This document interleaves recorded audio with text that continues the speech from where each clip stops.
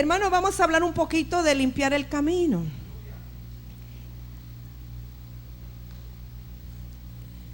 ¿Cuántos saben cómo se puede limpiar el camino? No, la Biblia no la necesito, solo el agua, hermano. Gracias. Tengo aquí los versículos. Muchas gracias. Aquí se lo pongo. Hermanos, cuando un camino está escabroso, está lleno de mozote, está lleno de un guamilo, hay muchas maneras de limpiar el camino, ¿verdad? Y yo me imagino que cuando ya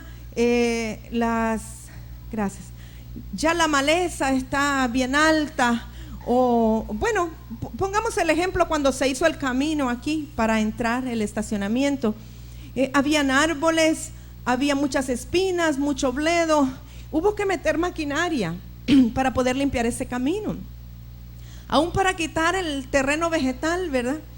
O lo hace con maquinaria o lo hace con un azadón arduamente hasta que quita toda la raíz. Y después que está limpio el camino es que puede empezar a prepararlo para que ya las personas o los vehículos puedan transitar. Pues hoy vamos a hablar de limpiar el camino, y la razón por la cual vamos a hablar de limpiar el camino es porque el Señor ha dado 3 veces consecutivas una palabra para nosotros como iglesia, y es Isaías 57:14, que ya en la próxima pantalla lo vamos a ver. Pero esta palabra fue dada a través de nuestra hermana Consuelo, quien sabemos que recibe revelación del Señor. En un domingo ella pasó y la leyó acá. Luego el Señor despertó a la hermana Mirla en una madrugada con la misma palabra, y mientras la hermana Yona el mismo día estaba en Tegucigalpa, el Señor le dio la misma palabra, que es Isaías 57:14. ¿Y qué es lo que dice Isaías 57:14? Allanad, allanad, barred el camino, quitad los tropiezos del camino de mi pueblo. Yo entiendo que esta palabra es para líderes y para personas que ya tienen algún tiempo de caminar en el Señor. Y cuando el Señor dice quitar los tropiezos del camino de mi pueblo, cuando Él dice mi pueblo, no necesariamente se refiere a algunos que ya están congregándose. Hay un pueblo que es pueblo de Dios que está afuera, pero que tenemos que irlo a encontrar o irlo a reclutar, que tiene su corazón circuncidado, que ya su corazón está listo para venir y encajar, pero aunque es su pueblo y Dios lo ve como su pueblo, hay que encontrarlos. Y a veces nosotros como líderes o como creyentes somos un tropiezo o ponemos estorbos a ese pueblo que tiene que venir al camino. Sabemos que el camino es Cristo, ¿verdad? Entonces, fíjese bien en esa palabra. Vamos a ver qué significa cada una de estas cosas. Allanar quiere decir derribar una construcción o rellenar un terreno hasta que quede a nivel del suelo. O sea, que allanar es como quien dice que lo que esté muy alto se baje y lo que esté muy bajo se rellene. Pero fíjese que esta es una definición del diccionario, habla de derribar un edificio. Muchas veces nosotros hemos edificado cosas en nuestra vida que son incorrectas, cosas que no están fundamentadas en el Señor o en la palabra del Señor. Y entonces tiene que venir un allanamiento o tiene que venir un allanar para que, como el profeta Jeremías, sea arrancado, sea derribado, sea destruido todo lo que no está fundamentado en el Señor, para dejarlo nivelado, pero que también donde hay hondonadas pueda venir y se rellene y que entonces pueda ser allanado. Eso fue lo que hubo que hacer en ese camino. Donde había baches se echó un poco de selecto, de material compactado, y donde había cosas levantadas, elevadas, pues tuvo que quitarse o que derribarse. Entonces cuando la escritura habla de allanar, nos está hablando de quitar lo protuberante o lo edificado y rellenar lo que está bajado. Barrer, sabemos lo que es barrer, ¿verdad? Es quitar del suelo con la escoba el polvo, la basura y demás. Pero ¿sabe que hoy día inclusive hacen unas escobas angulares? No sé si las ha visto, que tienen un piquito. Me imagino que las amas de casa las tienen, porque la escoba normal no entra en las esquinas. Usted barre y en la esquina siempre le queda un polvito, pero ahora hacen unas escobas que traen un ángulo para que usted barra la esquinita, el polvo de la esquina. Y entonces cuando hablamos de barrer el camino al pueblo, estamos hablando de quitar todo el sucio que pueda estorbar el caminar de los hijos de Dios, tanto los que están aquí como los que están por venir. Y luego la otra dice quitar el tropiezo. ¿Qué es un tropiezo? Es un objeto, un artículo, algo en lo cual usted puede tropezar. Puede ser una piedra, puede ser un pedazo de tierra, puede ser un hierro, algo que está allí que usted puede topar su pie, tropezar y caer.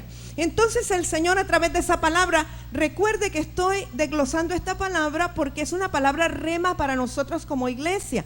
El Señor se lo dio a 3 personas líderes con unción profética y sabemos que Dios quiere hablarnos algo a través de esto. Entonces no es una palabra para los que están allá en otro lugar, es una palabra para Iglesia Piedras Vivas en este momento, en este tiempo, porque Dios quiere traer mucho pueblo, Dios quiere multiplicar, pero nosotros tenemos que quitar el estorbo y el polvo y barrer el camino y allanar la calzada para el pueblo que el Señor quiere traer. Entonces, después de ver todo esto, yo le empecé a orar al Señor, por eso hasta ahora voy a compartir la palabra, y le dije: Dios, revélame en el espíritu qué significa esto. O sea, yo lo entiendo en lo natural, pero ¿qué significa que nosotros tenemos que allanar el camino? ¿Qué significa que tenemos que barrer el camino y que quitar los tropiezos del camino? ¿Qué es lo que quieres hablarme?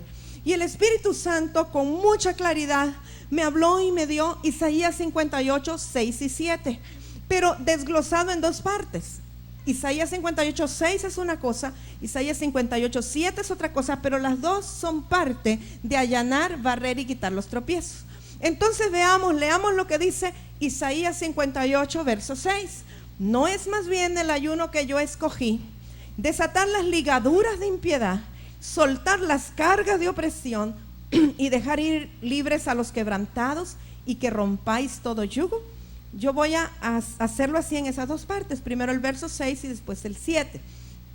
Fíjese bien, aquí el Señor le está hablando al pueblo de Israel que ayunaba un día a la semana, ayunaba en tiempos de luna nueva, ayunaba en tiempo de fiesta de Yom Kippur y de todo esto, pero ayunaban, dejaban de comer, dicen que doblaban su cabeza como un junco, se vestían de cilicio, se ponían ceniza sobre la cabeza y empezaban a llorar y a clamar, pero en realidad su corazón no estaba haciendo las obras justas.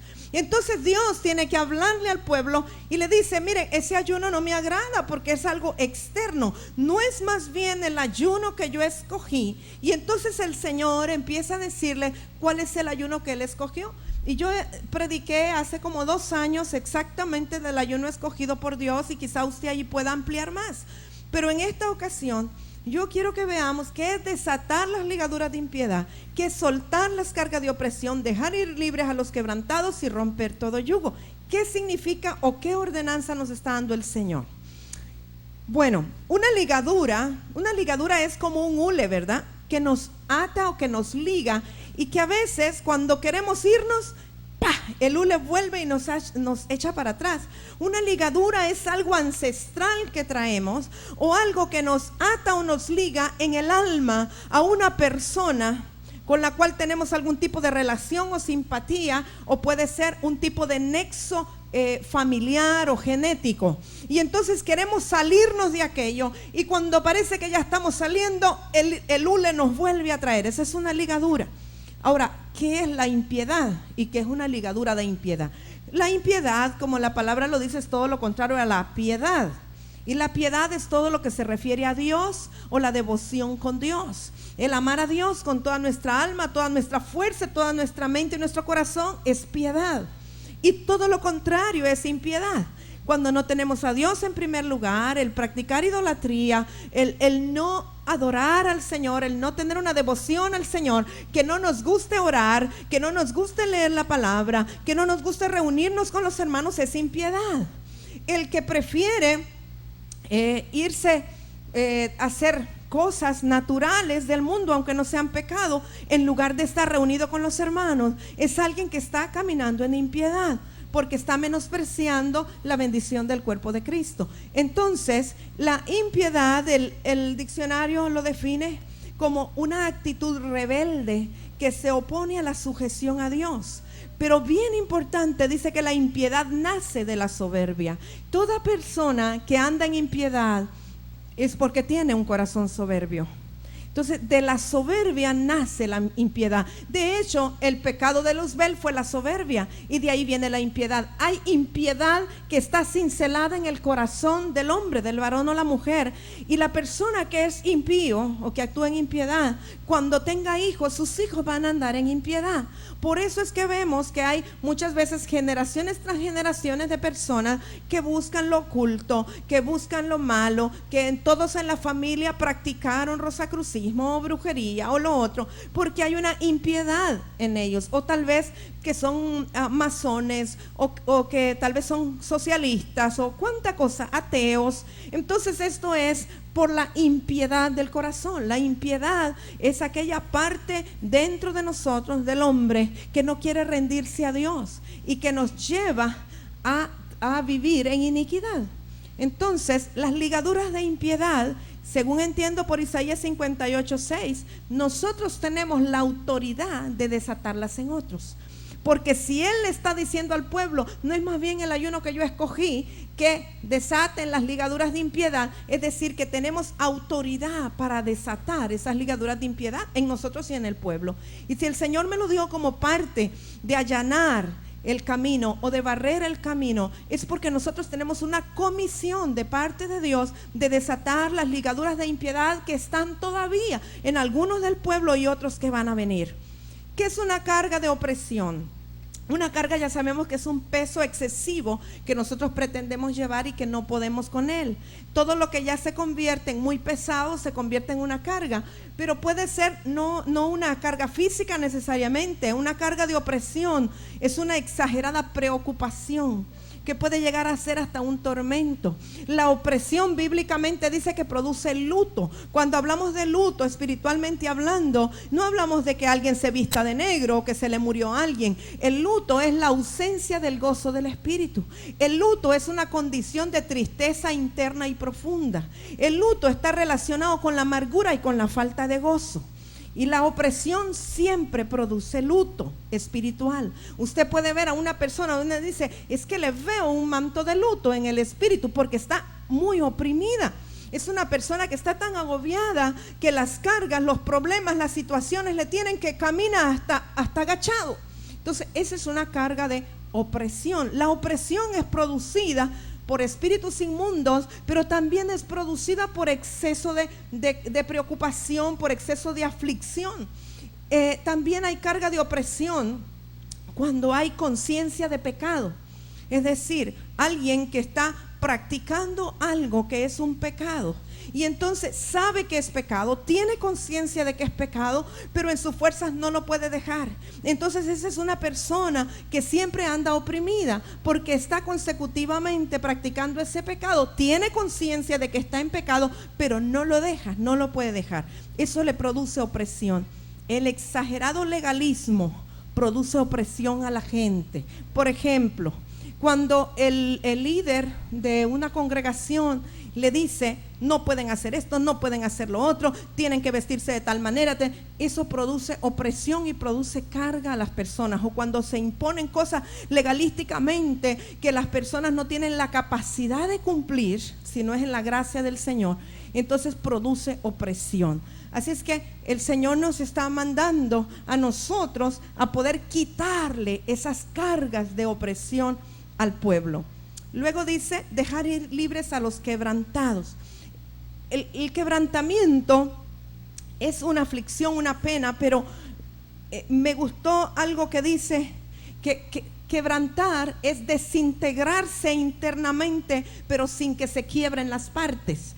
Es decir, no es que se pulveriza, sino que estar quebrantado es como que uno está disociado interiormente, fragmentado interiormente, está hecho pedazos por dentro, pero las piezas están todavía intactas que se pueden volver a juntar. Entonces, pero uno pierde la unicidad, o sea, deja de ser un solo ser espiritual, mi cuerpo sometido a Dios, está como disociado, está como de que la mente está pensando una cosa, el corazón quiere hacer otra cosa y la voluntad termina siendo otra cosa, y en ninguna de ellas está quizá obedeciendo al Espíritu Santo o a la palabra de Dios. Entonces el quebrantamiento produce también aflicción y tristeza. Una persona que está en quebrantamiento es una persona que que fácilmente llora, pero es una persona que está como angustiada, que no sabe cómo volverse a unir, cómo volverse a juntar. Y entonces la palabra nos manda a que dejemos ir libre a los quebrantados, o sea, que liberemos a los quebrantados. Por supuesto, el Espíritu Santo es el que tiene que enseñarnos cómo hacer todo esto. Yo solo estoy ahorita mencionándole. Y luego dice que quitemos todo yugo. Estar enyugado es estar bajo una carga exagerada, bajo una presión, una atadura. Pero el yugo nos habla de que hay una relación directa con alguien que es más fuerte que nosotros y que nos está llevando con ese yugo a donde Él quiere. Ese alguien puede ser un espíritu inmundo, o ese alguien puede ser otra persona, o ese alguien puede ser una relación del alma o una relación pecaminosa que nos está llevando, enyugados con el mismo yugo, nos está llevando donde quiere y no donde el Señor quiere que estemos. Entonces, estas son las 4 cosas de Isaías 58, verso 6. Si nosotros vemos esas 4 características que dice desatar, soltar, dejar libres, romper yugos, esas 4 cosas son exactamente lo que definen el ministerio de liberación, o lo que hemos llamado un ministerio de liberación. ¿Qué es un ministerio de liberación? Un ministerio ungido por Dios para desatar, para liberar, para soltar y para romper yugos. Entonces yo creo dentro de esto que el Señor nos está llamando a nosotros a poder ser un ministerio de liberación antes de ser de restauración. Difícilmente podemos restaurar algo que no ha sido liberado. Y que a través de la unción, porque no es que vamos a estar haciendo cosas mecánicas, sino que esto es por la unción que se hace, que podamos desatar, podamos soltar, podamos liberar y podamos romper yugos. Obviamente, si nosotros como líderes de la iglesia no estamos desatados, no estamos liberados y no estamos libres del yugo ni libres de opresión, difícilmente podemos nosotros ministrar a otros. O sea que la obra tiene que empezar por los que somos llamados a hacerlo. Y yo creo que esto es parte de lo que Dios quiere hacer en este tiempo, porque el Señor va a estar quizá enviándonos pueblo que es su pueblo, pero que venga con luto, que venga con quebranto, que venga enyugado, que venga oprimido, y que por la unción estas personas puedan ir siendo liberadas y que su vida pueda cambiar. Pero para eso tenemos que estar conscientes que es por la unción del Espíritu Santo. ¿Qué es un ministerio de liberación? Quiero que lo veamos bíblicamente. Usé 3 referencias bíblicas. Siempre me gusta usar 3 referencias para definir algo. En Jeremías 38 dice: en aquel día, dice Jehová de los ejércitos, yo quebraré su yugo de tu cuello y romperé tus coyundas. Está hablando del pueblo de Israel, obviamente, pero sabemos que esta es una palabra profética y que Dios está usando al profeta Jeremías para darle una palabra al pueblo de Israel. Pero en Cristo Jesús, nosotros como verdaderos israelitas podemos apropiarnos de la palabra profética. Y sabemos que hay un día de liberación para nosotros y que podemos tomar esto para nosotros. O sea, es promesa del Señor que sea quebrado el yugo, que sean rotas las coyundas, que seamos liberados. No es propósito de Dios que su pueblo, porque esta es una promesa para su pueblo, no es plan de Dios, no es propósito de Dios, no le agrada a Dios que su pueblo ande bajo opresión, ande enlutado o ande enyugado o ande con cargas que no pueda llevar, porque el Señor mismo está prometiendo, está hablando de que Él romperá las coyundas de nuestro cuello. ¿Qué es tener una coyunda en el cuello? Hermanos, es estar atado de una manera tal que no podemos ni hablar, no podemos ni cantar, no podemos ni decir palabras de amor, no podemos ni ir más allá de hasta donde llega la cuerda o la coyunda, ¿verdad? Y nosotros vemos en la Escritura que el Señor mismo le dice a Israel, despierta, despierta, y luego le dice que quita las coyundas de tu cuello, le da una orden también de que se pueda liberar de eso que le esclaviza, ¿verdad? Entonces es una promesa del Señor y es un propósito de Dios que podamos ser libres de opresión. Isaías 10:27, acontecerá en aquel tiempo que su carga será quitada de tu hombro. Está hablando de la carga que estaba imponiendo Asiria sobre Israel, pero Asiria tipifica a nuestros enemigos. Y su yugo de tu cerviz, y el yugo se pudrirá a causa de la unción. Es la unción del Espíritu Santo la que hace que los yugos de esclavitud se pudran. Pero aquí esta es otra promesa de liberación del Señor para nosotros como su pueblo. Él quiere tener un pueblo libre que no esté enyugado ni atado, ni a miseria, ni a pobreza, ni esclavizado por patronos que no los respetan. Él no quiere que estemos bajo esclavitud de nadie, sino que solamente seamos siervos voluntarios al Señor. Porque Él es nuestro único Señor y solo de Él hemos de ser esclavos. Pero yo quiero que veamos cómo Jesús ha sido el máximo ministro de liberación, ungido por el Padre precisamente para venir a ministrar liberación a la tierra. Isaías 61, desde el verso 1 al 3, ahorita voy a leer el 1, luego el 2 y 3. Esta palabra sabemos que está escrita por el profeta Isaías, que fue un profeta mesiánico, o sea, Isaías profetizó todo lo que Jesús sería. Es el de todos los profetas del antiguo pacto y de todos los libros, es donde más profecías encontramos en relación a Jesús el Mesías. Pero luego vemos que cuando Jesús entra a Capernaum y va a empezar su ministerio, Él entra a la sinagoga, abre el rollo de Isaías, lee exactamente esta escritura y cuando termina de leerla dice, yo soy este del cual habla la escritura. O sea que Jesús mismo se identifica con esta profecía. Y dice Isaías 61:1, el Espíritu de Jehová el Señor está sobre mí. Ese es como Jesús hablando. Porque me ungió Jehová, me ha enviado a predicar buenas nuevas a los abatidos, a vendar a los quebrantados de corazón, a publicar libertad a los cautivos y a los presos apertura de la cárcel. Verso 2 y 3, a consolar a todos los enlutados, a ordenar que a los afligidos de Sión se les dé gloria en lugar de ceniza, óleo de gozo en lugar de luto, manto de alegría en lugar de espíritu angustiado, y serán llamados árboles de justicia, plantío de Jehová, para gloria suya. Todo lo que hemos leído en el verso 1 al 3 de Isaías 61 habla precisamente del ministerio de liberación. Habla de dejar ir libres, habla de romper yugos, habla de quitar cargas de opresión. O sea que en Jesús se concentra el ministerio de liberación más grande de la tierra. Él vino para eso. Pero Jesús dijo, así como el Padre me envió, yo los envío.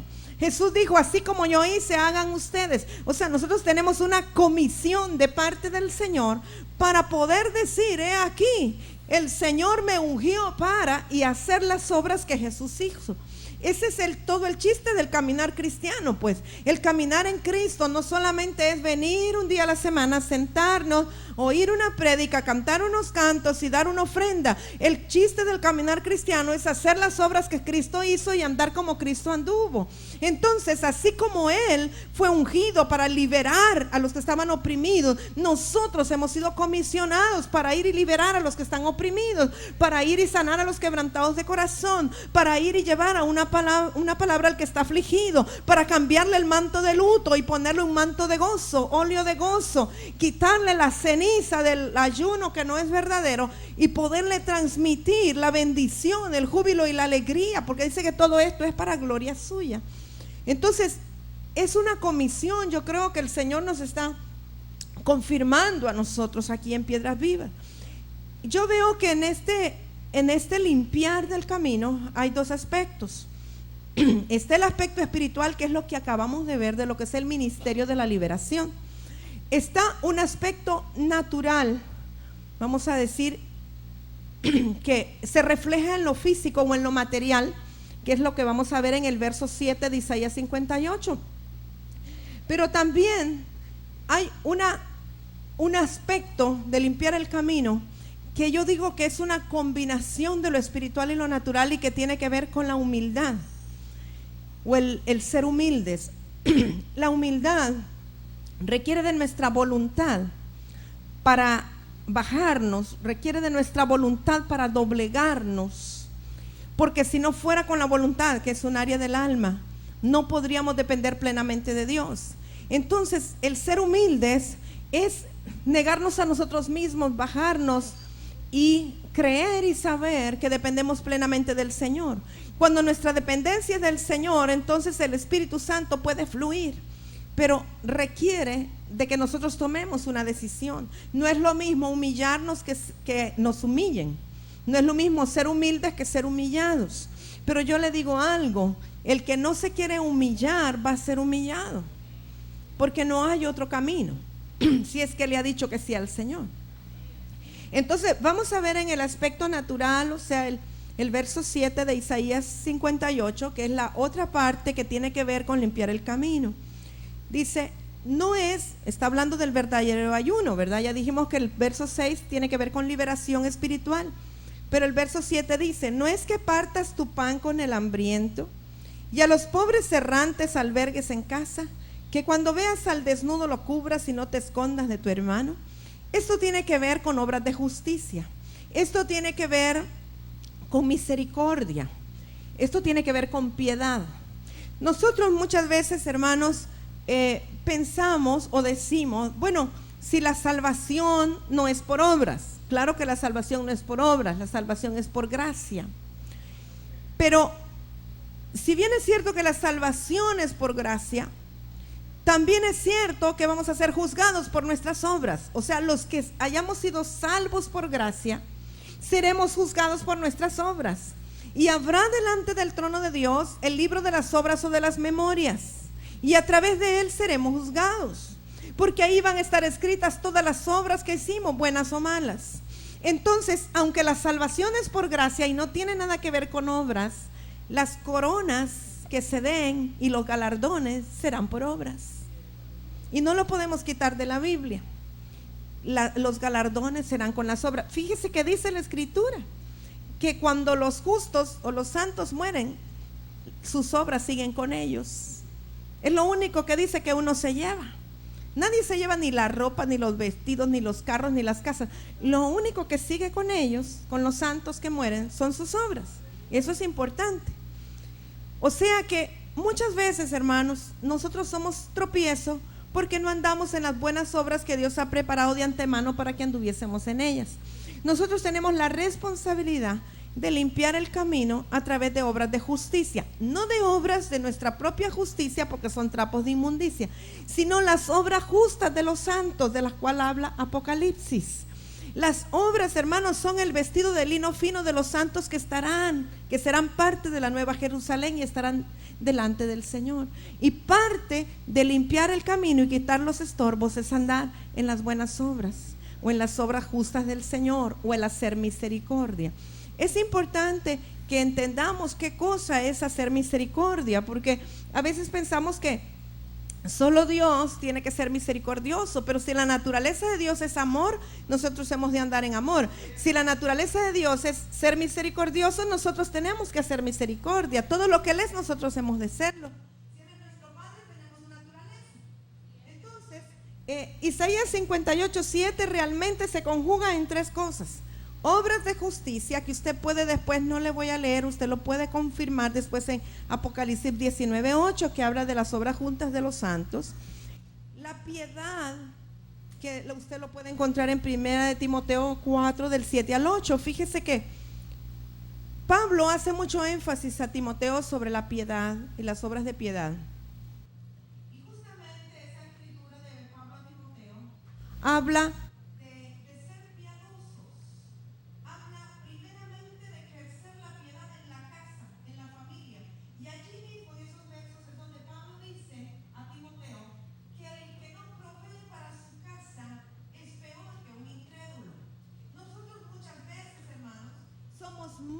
muy generosos y muy benevolentes con los de afuera, pero somos bien tacaños con los de casa.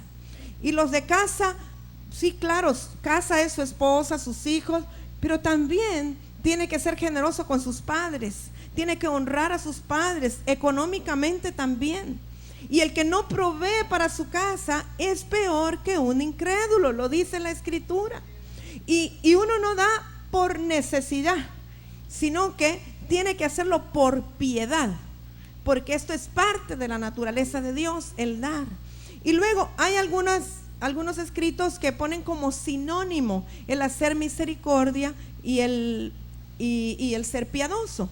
Pero Salmos 37:21, si no me equivoco, dice que el que es impío no paga lo que debe, pero que el que hace misericordia es generoso y da. El hacer misericordia, hermano, es cuando nosotros damos a alguien que sabemos que tiene necesidad. Misericordia es amar la miseria del hombre. Hay una diferencia entre la gracia y la misericordia. No sé si usted la sabe. Gracia es gratis. Gracia es cuando el hombre no tiene absolutamente nada que ver. Dios lo dio, no sabe ni para quién ni por qué, simplemente salió del trono de Dios y es gratis, eso es gracia. Pero misericordia es cuando Dios vio al hombre, vio que no merecía nada, vio que era un pecador, pero Él se movió en compasión, su corazón se volcó hacia aquella humanidad y aún así, viendo que éramos podrida llaga, Él decidió darnos. Eso es misericordia. Entonces, el que hace misericordia alcanzará misericordia, dice la Escritura. En Mateo 5 creo que es: bendecido aquel que hace misericordia, porque él alcanzará misericordia. Entonces, cuando nosotros, viendo al hombre, varón o mujer o niño, anciano, viendo que no merece nada, viendo que más bien da asco, pero que nosotros nos movemos en amor y compasión y aún así decidimos darle, podemos estar seguros que estamos haciendo misericordia y alcanzaremos misericordia. Una cosa es ofrendar y otra cosa es hacer misericordia. Cuando usted sabe que un hermano está en una necesidad y usted le da, usted está haciendo misericordia. Eso no tiene que ver con el diezmo ni con la ofrenda. Eso es otra cosa, el hacer misericordia, es darle al necesitado, amar la miseria del hombre, amar a aquel que tiene necesidad y que nosotros entonces queremos bendecirle. Eso es hacer misericordia. Y nosotros como hijos de Dios necesitamos comenzar a hacer misericordia, hermanos. Necesitamos comenzar a ver la miseria del hombre y sembrar ahí también. Porque dicen que el que le da al pobre, a Dios le presta y Él nos va a devolver. Porque si es prestado, Él siempre paga lo que debe, ¿verdad? Zacarías 7, 9 al 10. Dios habla a través de sus profetas. Así habló Jehová de los ejércitos diciendo: juzgad conforme a la verdad y haced misericordia y piedad, cada cual con su hermano. No oprimáis a la viuda, al huérfano, al extranjero, ni al pobre, ni ninguno piense mal en su corazón contra su hermano. El simple hecho, hermanos, de pensar mal es ir en contra de la misericordia. Si yo veo algo que está mal en mi hermano, pero inmediatamente rectifico mi pensamiento y empiezo a pensar en lo bueno, lo santo y en lo puro, y pienso bien, estoy haciendo misericordia. Y muchas veces somos inmisericordes, o casi siempre somos inmisericordes, porque vemos todo lo malo del hermano y pensamos lo malo de él, y quizá lo sea, pero Dios nos manda a hacer misericordia aún desde el pensamiento, no digamos en la acción. O sea, que hay una ordenanza del Señor, que no importa lo que veamos, podamos pensar bien de nuestro hermano. Cuando habla de hermano, está hablando de todo el que ha sido lavado por la sangre del Cordero. Y entonces, si ha sido lavado por la sangre del Cordero, hay algo bueno que yo puedo pensar de él, que es un hijo de Dios. Aunque no sea maduro, pero es un hijo de Dios. La sangre de Cristo le ha cubierto. Merece misericordia porque Dios ha tenido misericordia de él como de nosotros. Entonces, aún en el pensamiento, nosotros podemos hacer o dejar de hacer misericordia conforme a la palabra. Miqueas 6:8. Oh hombre, Él te ha declarado lo que es bueno. ¿Y qué pide Jehová de ti? Solamente hacer justicia y amar misericordia y humillarte ante tu Dios. Fíjese que el profeta Miqueas iba delante del Señor. En el verso 6 le dice: ¿con qué me presentaré delante de ti? ¿Con qué adoraré yo a mi Dios? ¿Qué le daré? ¿Le daré holocaustos? ¿Le daré ofrenda? ¿Qué le daré al Señor? $1,000, le daré una casa, un terreno. ¿Cómo voy a agradar al Señor? ¿Qué es lo que Él necesita que yo le dé para agradarle? Pero Dios le contesta al profeta: oh hombre, no, si lo único que Dios pide de ti, hacer justicia, o sea, hacer las obras justas, amar la misericordia y humillarte ante tu Dios. Humillarte ante tu Dios es que tú te des cuenta que no eres nada, sino que Él lo es todo, que depende de Él para todo, que aún el trabajo que tú desempeñas, si no fuera por el Señor, no lo podrías hacer, porque todo viene de Él. Y eso es lo único que pide Jehová de nosotros, esas tres cosas: amar Justicia, ser misericordia y humillarte ante tu Dios. Hermanos, qué sencillo, ¿verdad? Solo son 3 cosas. ¿Cómo estaremos nosotros en relación a lo que el Señor pide? Esa es la adoración. Porque Miqueas le pregunta, ¿cómo adoraré yo a mi Dios? ¿Qué haré? ¿Me subiré al monte? ¿Haré esto? ¿Cantaré esto? ¿Haré lo otro? No, sí que esto es lo que pide el Señor para que Él esté agradado. Con esto le vas a adorar. Con esto vas a agradar a tu Dios. 3 cosas. Hermanos, que podamos ponerlo ahí en la puerta, en el dormitorio, en el refrigerador. Y que cada cosa que hagamos, cada acción en nuestra vida, pensemos, ¿estaré haciendo justicia? ¿Estaré caminando en la justicia de Jesucristo el justo? ¿Estoy amando misericordia o estoy despreciando a mi hermano? ¿Estoy siendo humilde o estoy siendo soberbio y altivo? ¿Por qué reaccioné de esta manera? ¿Será que hay altivez en mí? Que yo pienso que merezco más. Señor, ayúdame, quiero humillarme, necesito ser humilde. Solo son 3 cosas las que pide el Señor, amados. Parece sencillo, ¿verdad? Pero si cumplimos esas 3 cosas, estamos adorando a Dios y Él será exaltado. Oseas 12:6 lo vuelve a decir. Puse 3 profetas: Zacarías, Miqueas y Oseas. Tú pues vuélvete a tu Dios, guarda misericordia y juicio, y en tu Dios confía siempre, que esa es humildad. Es lo mismo, confiar en Dios siempre es humildad. Hermanos, son 3 cosas nada más que el Señor pide de nosotros. ¿Sabemos ese cántico? No sé si hermana Mirlen o alguien de Miqueas, hermano. Amados, el Señor nos está dando una instrucción como iglesia. El Señor nos está mandando a barrer el camino y nos está mandando a quitar los tropiezos, y el Señor nos está mandando a allanar para que otros puedan andar por ese camino.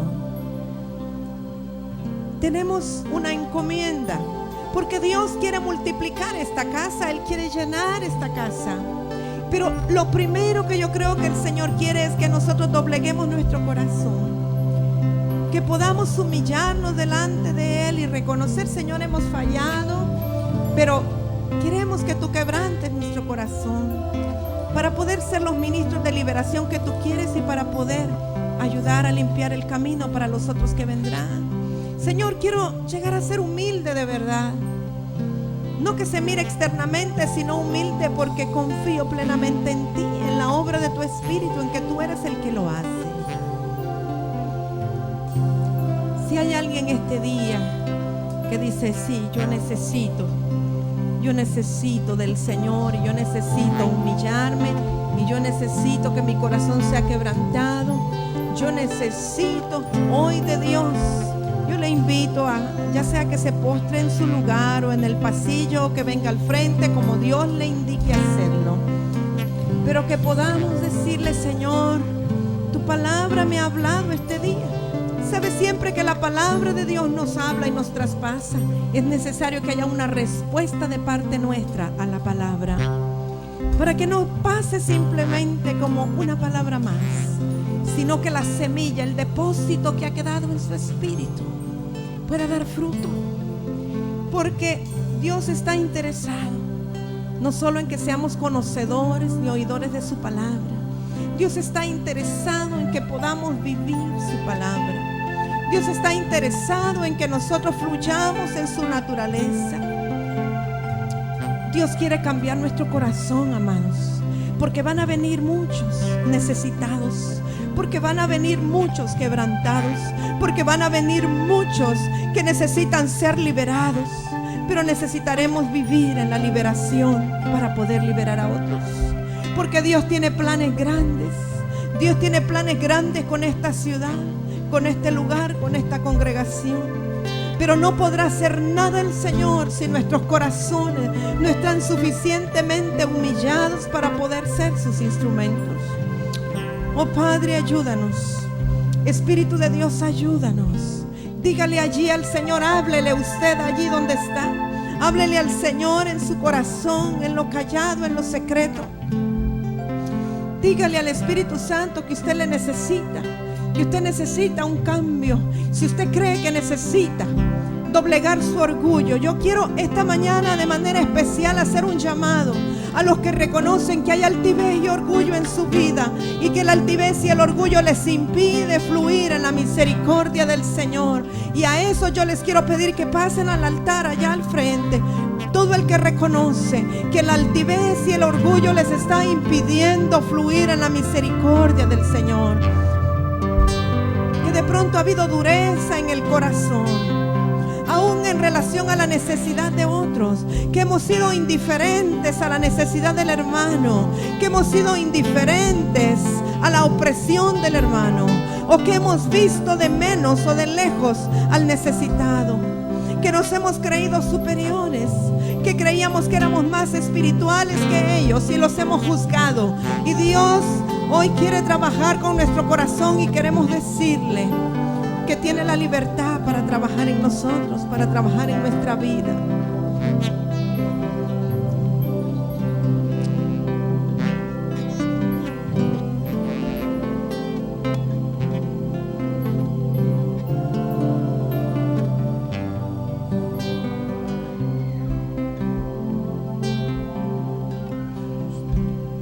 El Señor le había dado a la hermana Olga Marina una palabra, ya me la está trayendo ahora. Oseas 6:6, Oseas 3:19, Mateo 9:13 y Mateo 12:7. 3 cosas pide el Señor: justicia, benignidad y misericordia. Esto solo confirma que es el Señor el que está hablando a nuestras vidas. Padre, gracias. Padre, gracias. Necesitamos, Señor, fluir en tu misericordia. Señor, estamos delante de ti. Quebranta nuestros corazones, quebranta nuestra altivez, Señor. Señor, gracias. Señor, queremos ser misericordiosos, Padre. Queremos ser misericordiosos. Queremos ser misericordiosos con tu pueblo, Señor. Misericordiosos con tus hijos, Señor. Oh, Señor, ayúdanos. Necesitamos de ti, pero estamos dispuestos, Señor. Estamos dispuestos. Está la disposición en nuestro corazón, Señor. Enséñanos, enséñanos a ser misericordiosos, Padre. Oh, Padre, enséñanos. Gracias, Señor. Gracias, Señor. Ayúdanos. Ayúdanos, Señor. Queremos caminar en tu misericordia. Oh, Señor. Ayuda a nuestro corazón, Señor. Queremos humillarnos delante de ti. Que haya un fruto, que haya un producto, Señor. Oh Santo, que podamos ser misericordiosos con el perdido, Señor. Misericordiosos con la prostituta, con el homosexual. Misericordiosos, Señor, con el drogadicto. Misericordioso, Señor, con el que no te conoce. Misericordioso, Señor, con el pecador. Señor, tu palabra es viva y eficaz. Tu palabra es verdadera. Declaramos una operación, declaramos una cirugía de corazón abierto en nuestras vidas este día. Declaramos una cirugía en los corazones de los miembros de esta iglesia. Oh Señor, un cambio radical. Produce quebrantamiento, produce arrepentimiento en nuestras vidas, Señor. Quebranta la dureza de nuestro corazón y danos la sencillez. Señor, ayúdanos, por favor. Ayúdanos, Señor. Oh Santo.